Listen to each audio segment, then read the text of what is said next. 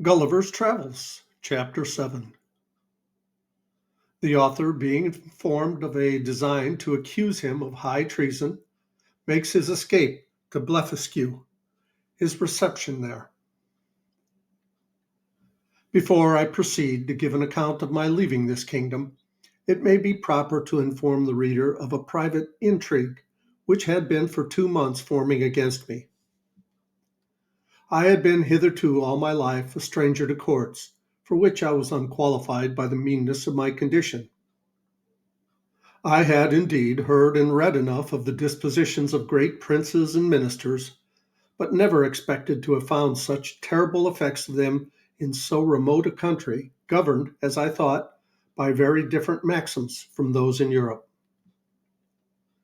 When I was just preparing to pay my attendance on the Emperor of Blefuscu, a considerable person at court, to whom I had been very serviceable at a time when he lay under the highest displeasures of his Imperial Majesty, came to my house very privately at night in a closed chair, and without sending his name desired admittance. The chairmen were dismissed. I put the chair with his lordship in it into my coat pocket, and giving orders to a trusty servant to say I was indisposed and gone to sleep, I fastened the door of my house, placed the chair on the table, according to my usual custom, and sat down by it. After the common salutations were over, observing his lordship's countenance full of concern and inquiring into the reason, he desired I would hear him with patience in a matter that highly concerned my honor and my life. His speech was to the following effect, for I took notes of it as soon as he left. "You are to know," said he, "that several committees of council have been lately called, in the most private manner, on your account, and it is but 2 days since His Majesty came to a full resolution. You are very sensible that Skyrish Bogolum, the Goblet or High Admiral, has been your mortal enemy almost since you arrived.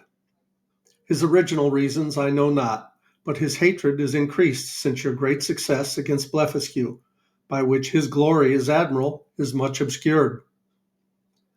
This lord, in conjunction with Flimnap, the high treasurer, whose enmity against you is notorious on account of his lady, Limtok the general, Lalkan the chamberlain, and Balmuff the grand justiciary, have prepared articles of impeachment against you for treason and other capital crimes." This preface made me so impatient, being conscious of my own merits and innocence, that I was going to interrupt him, when he entreated me to be silent, and thus proceeded. "Out of gratitude for the favors you have done me, I procured information of the whole proceedings and a copy of the articles, wherein I venture my head for your service. Articles of impeachment against Quinbus Flestrin, the Man Mountain. Article 1. That the said Quinbus Flestrin, having brought the imperial fleet of Blefuscu into the royal port, and being afterwards commanded by his Imperial Majesty to seize all the other ships of the said Empire of Blefuscu, and reduce that empire to a province, to be governed by a viceroy from hence, and to destroy and put to death not only all the big Indian exiles, but likewise all the people of that empire who would not immediately forsake the big Indian heresy. He, the said Flestrin, like a false traitor against his most auspicious, serene, imperial majesty, did petition to be excused from the said service, upon pretense or unwillingness to force the consciences or destroy the liberties and lives of an innocent people. Article 2. That whereas certain ambassadors arrived from the court of Blefuscu to sue for peace in His Majesty's court, he, the said Flestrin, did, like a false traitor, aid, abet, comfort, and divert the said ambassadors, although he knew them to be servants to a prince who was lately an open enemy of His Imperial Majesty, and in an open war against His said Majesty. Article 3. That the said Quinbus Flestrin, contrary to the duty of a faithful subject, is now preparing to make a voyage to the court and empire of Blefuscu, for which he has received only verbal license from his imperial majesty, and, under color of the said license, does falsely and traitorously intend to take the said voyage, and thereby to aid, comfort, and abet the Emperor Blefuscu, so late an enemy and in open war with his imperial majesty aforesaid. There are some other articles, but these are the most important, of which I have read you an abstract. In the several debates upon this impeachment, it must be confessed that his majesty gave many marks of his great lenity, often urging the services you had done him, and endeavoring to extenuate your crimes. The treasurer and admiral insisted that you should be put to the most painful and ignominious death by setting fire to your house at night, and the general was to attend with 20,000 men, armed with poisoned arrows to shoot you in the face and hands. Some of your servants were to have private orders to strew a poisonous juice on your shirts, which would soon make you tear your own flesh and die in the utmost torture. The general came into the same opinion, so that for a long time there was a majority against you. But his majesty, resolving if possible to spare your life, at last brought off the chamberlain. Upon this incident, Reldresal, principal secretary for private affairs, who always approved himself your true friend, was commanded by the emperor to deliver his opinion, which he accordingly did, and therein justified the good thoughts you have of him. He allowed your crimes to be great, but that still there was room for mercy, the most commendable virtue in a prince, and for which his majesty was so justly celebrated. He said the friendship between you and him was so well known to the world that perhaps the most honorable board might think him partial. However, in obedience to the command he had received, he would freely offer his sentiments. That if his majesty, in consideration of your services and pursuant to his own merciful disposition, should please to spare your life, and only give orders to put out both your eyes, he humbly conceived that by this expedient justice might in some measure be satisfied, and all the world applaud the lenity of the emperor, as well as the fair and generous proceedings of those who have the honor to be his counselors. That the loss of your eyes would be no impediment to your bodily strength, by which you might still be useful to his majesty. That blindness is an addition to courage, by concealing dangers from us. That the fear you had for your eyes was the greatest difficulty in bringing over the enemy's fleet. And it would be sufficient for you to see by the eyes of the ministers, since the greatest princes do no more. This proposal was received with the utmost disapprobation by the whole board. Bogolum, the admiral, could not preserve his temper, but, rising up in fury, said he wondered how the secretary durst presume to give his opinion for preserving the life of a traitor, that the services you had performed were, by all true reasons of state, the greatest aggravation of your crimes, that the same strength which enabled you to bring over the enemy's fleet might serve upon the first discontent to carry it back, that he had good reasons to think you were a big Indian in your heart, and, as treason begins in the heart before it appears in overt acts, so he accused you as a traitor on that account, and therefore insisted you should be put to death. The treasurer was of the same opinion. He showed to what straits his majesty's revenue was reduced by the charge of maintaining you, which would soon grow insupportable. That the secretary's expedient of putting out your eyes was so far from being a remedy against this evil, that it would probably increase it, as is manifest from the common practice of blinding some kind of fowl, after which they fed the faster and grew sooner fat. That his sacred majesty and the council, who are your judges, were in their own consciences fully convinced of your guilt, which was a sufficient argument to condemn you to death without the formal proofs required by the strict letter of the law.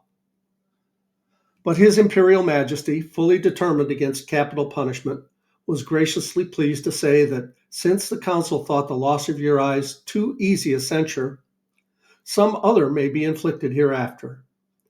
And your friend, the secretary, humbly desiring to be heard again in answer to what the treasurer had objected concerning the great charge his majesty was at in maintaining you, said that his excellency, who had the sole disposal of the emperor's revenue, might easily provide against that evil by gradually lessening your establishment, by which, for want of sufficient food, you will grow weak and faint and lose your appetite, and consequently decay and consume in a few months.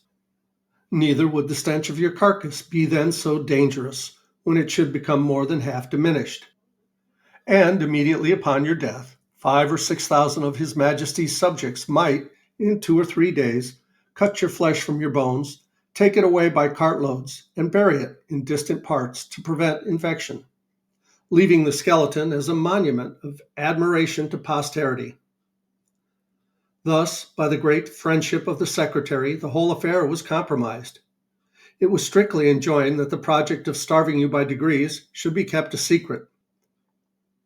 But the sentence of putting out your eyes was entered on the books, none dissenting except Bogolum, the admiral, who, being a creature of the empress, was perpetually instigated by her majesty to insist upon your death, she having borne perpetual malice against you. In 3 days your friend the secretary will be directed to come to your house and read before you the articles of impeachment, and then to signify the great lenity in favor of his majesty and council, whereby you are only condemned to the loss of your eyes, which his majesty does not question you will gratefully and humbly submit to. And 20 of his majesty's surgeons will attend in order to see the operation well performed by discharging very sharp-pointed arrows into the balls of your eyes as you lie on the ground. I leave to your prudence what measures you will take, and to avoid suspicion, I must immediately return in as private a manner as I came. His lordship did so, and I remained alone, under many doubts and perplexities of mind. It was a custom introduced by this prince and his ministry, very different, as I have been assured, from the practices of former times, that after the court had decreed any cruel execution, either to gratify the monarch's resentment or the malice of a favorite, the emperor made a speech to his whole council, expressing his great lenity and tenderness as qualities known and confessed by all the world. This speech was immediately published through the kingdom, nor did anything terrify the people so much as those encomiums on his majesty's mercy, because it was observed that the more these praises were enlarged and insisted on, the more inhumane was the punishment, and the sufferer more innocent. And as to myself, I must confess, having never been designed for a courtier either by my birth or education, I was so ill a judge of things that I could not discover the lenity in favor of this sentence, but conceived it, perhaps erroneously, rather to be rigorous than gentle. I sometimes thought of standing my trial, for although I could not deny the facts alleged in the several articles, yet I hoped they would admit of some extenuations. But having in my life perused many state trials, which I had ever observed to terminate as the judges thought fit to direct, I durst not rely on so dangerous a decision in so critical a juncture and against such powerful enemies. Once I was strongly bent upon resistance, for while I had liberty, the whole strength of that empire could hardly subdue me, and I might easily with stones pelt the metropolis to pieces. But I soon rejected that project with horror, by remembering the oath I had made to the emperor, the favors I received from him, and the high title of Nardak he conferred upon me. Neither had I so soon learned the gratitude of courtiers to persuade myself that his majesty's present severities quitted me of all past obligations. At last I fixed upon a resolution for which it is probable I may incur some censure, and not unjustly, for I confess I owe the preserving of my eyes, and consequently my liberty, to my own great rashness and want of experience. Because if I had then known the nature of princes and ministers, which I have since observed in many other countries, and their methods of treating criminals less obnoxious than myself, I should, with great alacrity and readiness, have submitted to so easy a punishment.